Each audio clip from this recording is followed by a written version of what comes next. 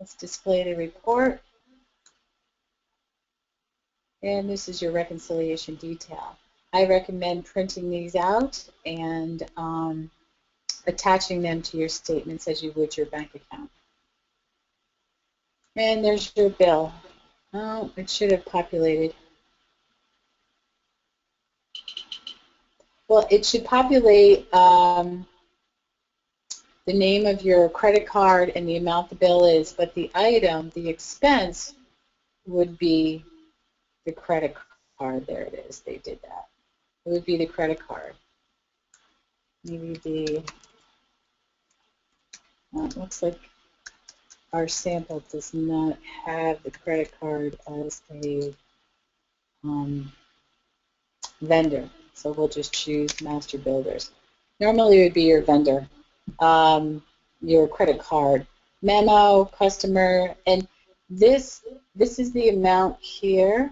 There we go. And this way, all your accounting is covered in the credit card register. So when you pay your bill, there's no accounting within that bill in your accounts payable. It's all within the enter credit card charges. I recommend doing that through the enter bills, but as you use QuickBooks within another company, each company has their own preferences.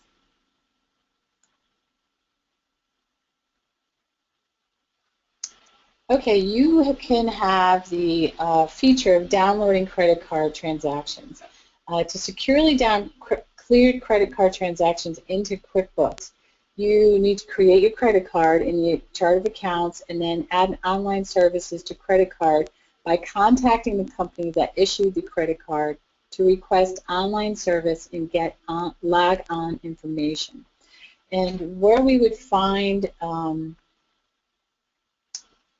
where we would set up the feeds for your credit card transactions are in your banking, in the menu bar, and bank feeds. Set up bank feeds for an account. This is where you would initiate your bank feeds for QuickBooks. Unfortunately, we can't do that with this sample, with this version of QuickBooks, because we're not a live company.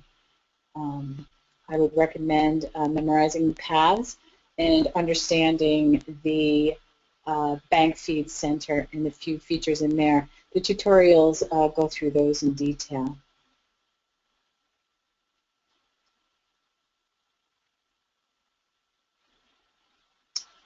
Okay, once you set up your bank feeds, the Bank Feed Center will appear, and downloading, you have three options. You can use your Web Connect, which is your path of banking, bank feeds, import Web Connect file, your Direct Connect, and your credit card account register path. Once you set up your banking feed, you will have a Bank Feed Center. We don't have that in our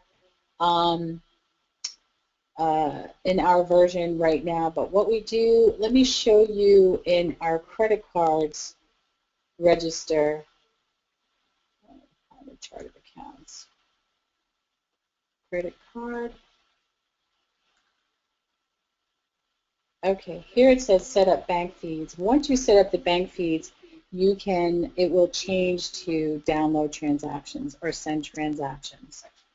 And that will be available once you set those up.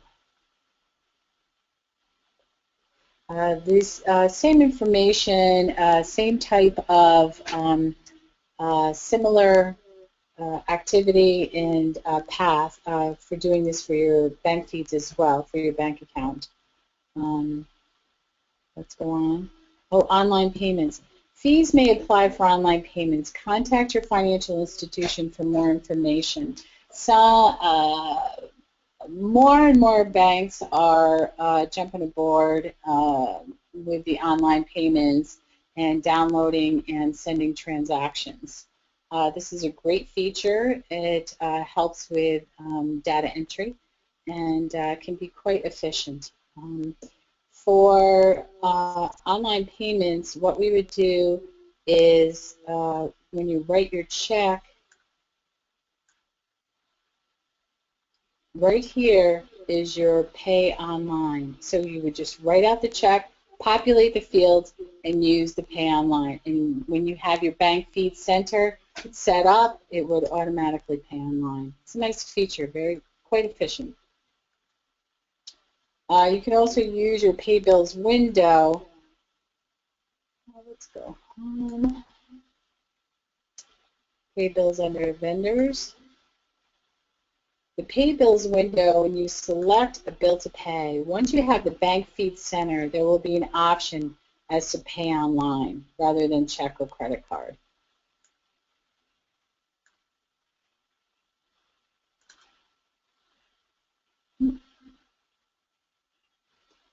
You can send and download transactions. Use the bank feed center to send the transactions to your bank and download transactions into QuickBooks. You can set the rule preferences through your preference window, which is in the menu bar in the edit choice. And you can send transactions. You can match or add download transactions and review matched and unmatched transactions. Okay, we're moving on to Chapter 2, Payroll Setup. There are 3 steps to set up payroll from scratch. One is to select your payroll service. There are 3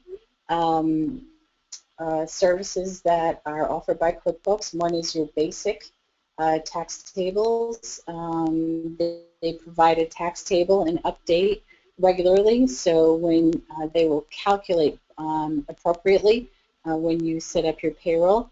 The enhanced version, which forms are available and features to pay liabilities through QuickBooks, and assisted, which is a full payroll service, like paychecks or GTM. When you start your payroll setup, there will be an interview, and to go into the setup, that would be available on the home page. If you haven't set it up already, there will be an icon that says Payroll Setup, and you'll be able to create payroll schedules once you start setting it up. We fortunately have payroll within the sample company, and I believe our version is the enhanced version with forms available. Let's go home. Okay. Here it's under the Employees Center, Payroll Center, enter time, pay liabilities, process payroll forms, and HR Essentials. Let's set our preferences, the modified preferences to customize payroll. And we would do that in the Preferences window. And there's our payroll and company preferences, and populate.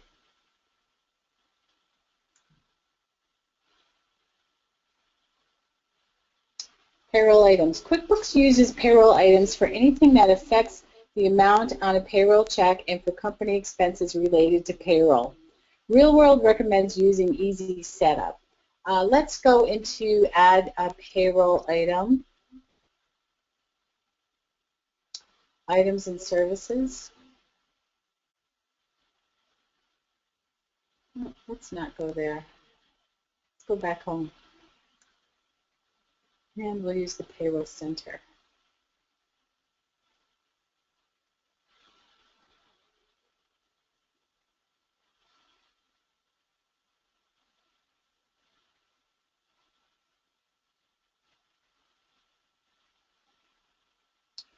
Great, okay.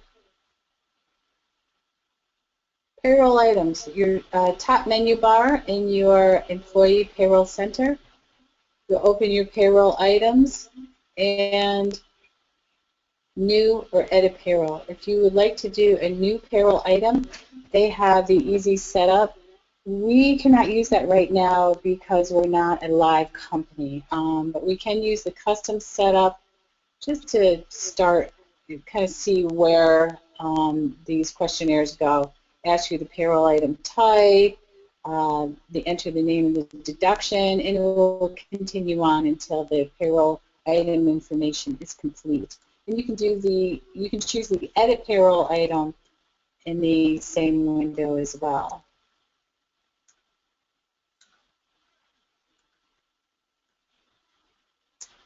Okay, employees. We have to pay our employees, and we'll add them to our employee center, and we can edit them as well.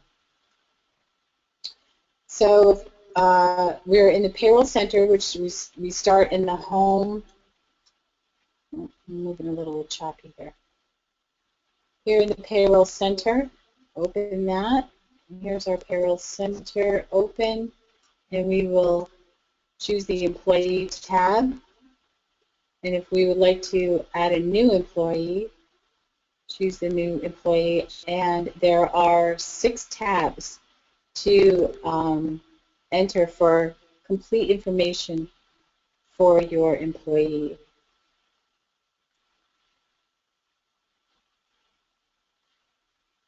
If we would like to edit, this is the edit button. I believe Real World is asking in the exam to use the edit button, but you can also double click. That will open your employee, and then you can change any information when necessary.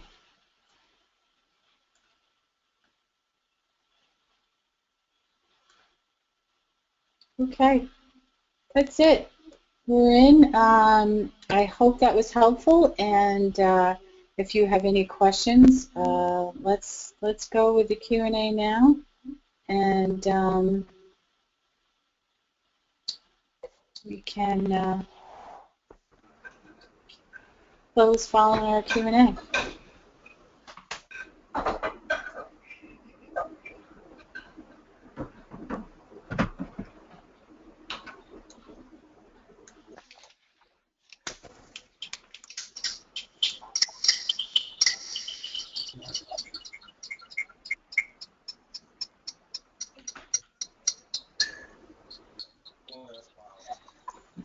Muted.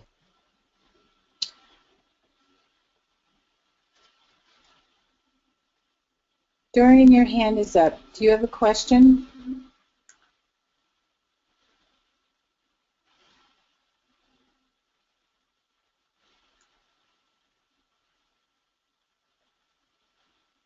Can you hear me? Yep, I can hear you now.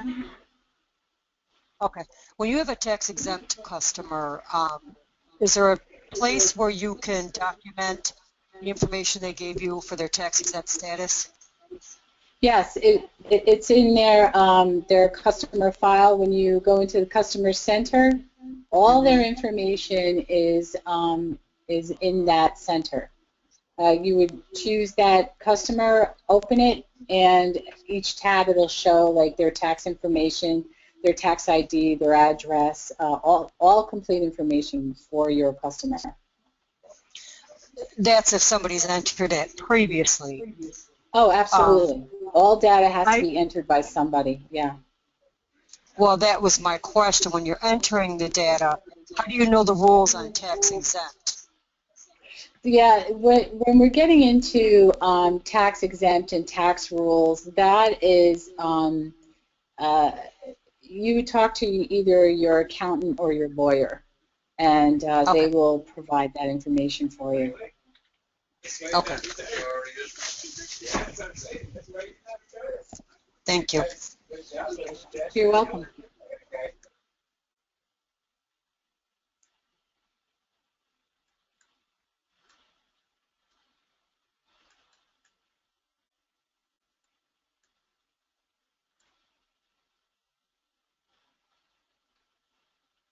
Okay, it looks like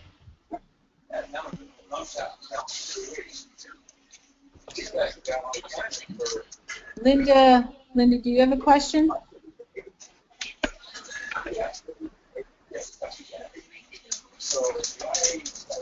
Okay, the question is there a place to put in an attachment, example, receive a tax exemption certificate and would like to keep a copy with their customer record, yes, there is. You can open the Customer Center, and right here it says attach. You can attach any file. You can upload from your computer files or from wherever you would store the file.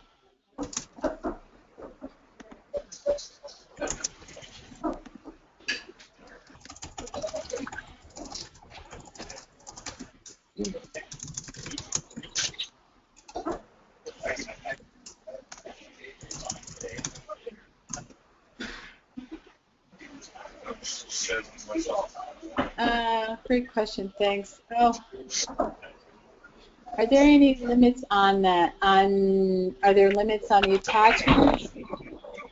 I would say no, that there are not limits, but as like there are limits to names, like 14,500 names, that they would have a limitation. Where they have that information located is probably on your F2 function, and once you open that, you can find that information. Good question.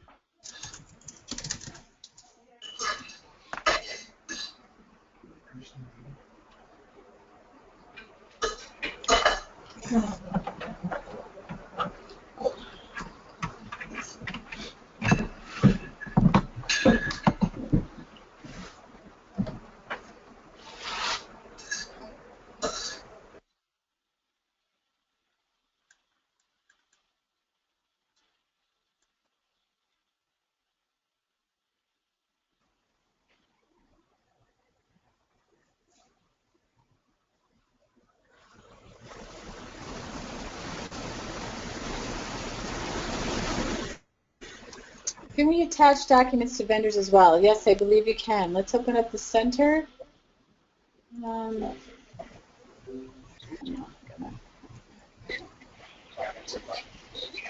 Close a couple of these windows.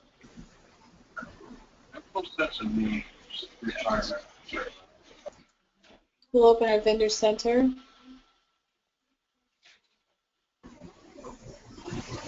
And you have your attachment button.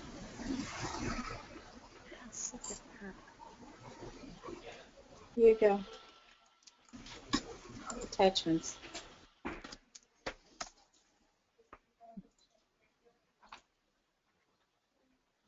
Excellent. These are great questions. QuickBooks is definitely each new version and the electronic features of a lot of applications out there and products that are offered. QuickBooks is really connecting with other organizations like your bank and vendors and large vendors, where you can make electronic connections with them. It's really becoming electronically savvy, if you will.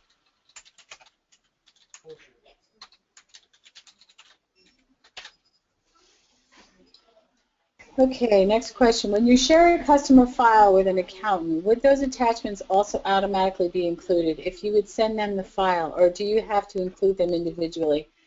The information that you send to your accountant, you choose what information that you give to your accountant. Usually, they would just receive like your data. They would have the name of your vendor and the name of your customer and your accounts payable. It depends on what you want to send them in your file. They will ask you. There are limitations, and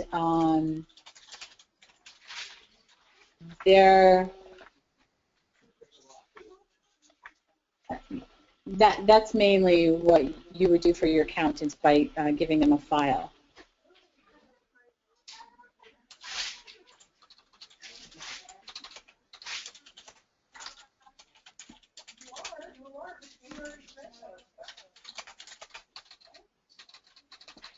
where do we determine, next question, where do we determine which payroll service is being used by an existing company? God, jeez.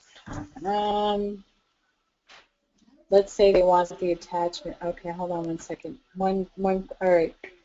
Excuse me. This question, where do we determine which payroll service is being used by an existing company?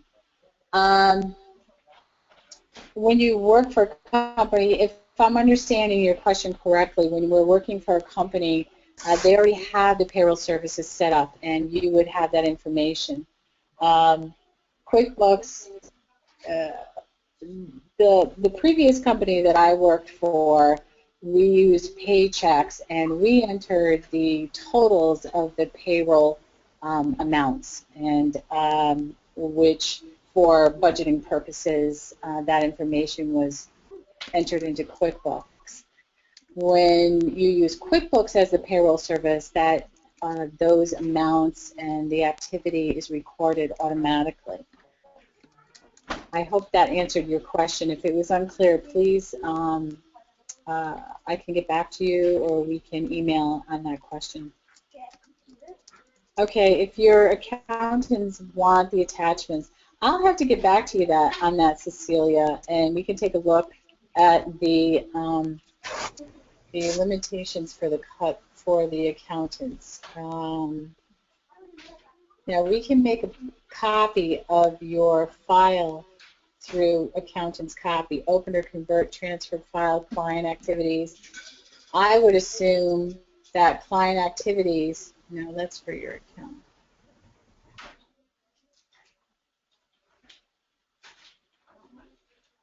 The accountant's copy, they receive all the information that is pertinent to filing your taxes. If they need a copy of your attachment, then you could give them a full file, a complete file for your company.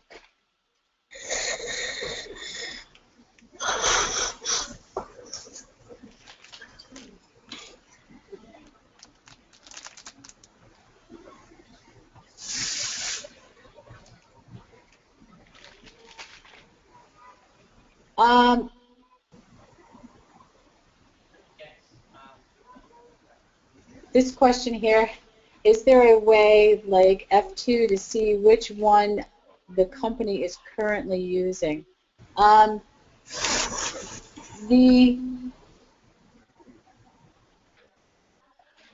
You can use when you use a payroll service, that information is company information, and you can store it in QuickBooks as a vendor. It's pretty pertinent information and widely known within the business department of any company. It's not really stored in QuickBooks as your payroll service provider. It's stored as a vendor.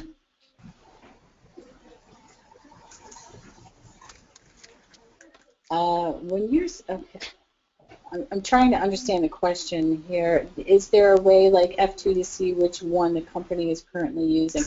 If you mean a service or the version of the payroll, I honestly don't know at this point, but I can get back to you and see if there is a way to see which version that we're using.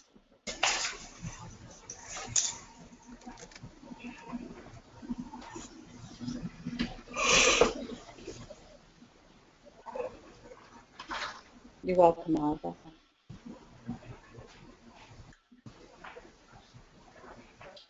Okay, it's 6:56, and it looks like our questions. All right, no more questions. I hope this was helpful. I hope it was clear and concise. If you have further questions, I'm available on email, and you can reach me there at metricsmentor@gmail.com, and I can answer any questions during the week for the next 3 chapters.